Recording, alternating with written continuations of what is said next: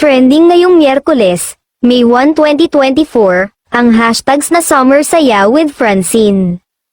May kinalaman ito sa nangyari sa isang event sa San Jose, Occidental Mindoro, kagabi, kung saan performer ang kapamilya young star na si Francine Diaz. Malaki ang litrato ni Francine na nakapaskil sa stage kung saan ipinagdiwang nila ang Governor and Vice Governor's Night.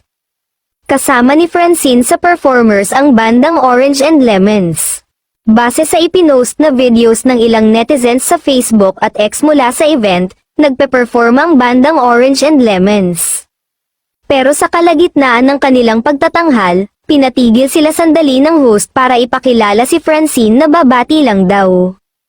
Habang nagsasalita si Francine sa harapan, kitang-kita naman sa likuran na tila na nagkakagulo ang mga miyembro ng banda. Halatang may tensyon kung saan tila nagtatalo ang isang member ng Orange at Lemons at isa sa organizers ng event.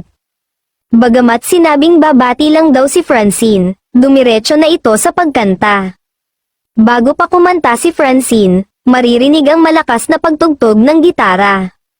Hindi nakita kung ang lead guitarist na si Clem Castro ang nagpatugtog ng gitara kaya hindi gaanong marinig ni Francine ang music ng kanyang kanta.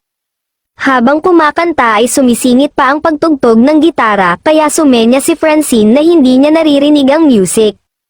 Nag-adlib na lang siya sa mga tao na sabayan siya sa pagkanta. May ipinost din sa X na habang kumakanta si Francine na sinasabayan siya sa pagkanta ng mga manonood, nagliligpit na ang Orange and Lemons ng mga equipment nila, nag-walkout daw sila. Sabi ng ilang netizens, pagkatapos mag-perform ni Francine ay parang garalgal na ang boses niya na nagpaalam sa mga tao, tila pinipigilan niyang maiyak dahil sa ginawa ng mga taga-Orange and Lemons habang nasa entablado siya.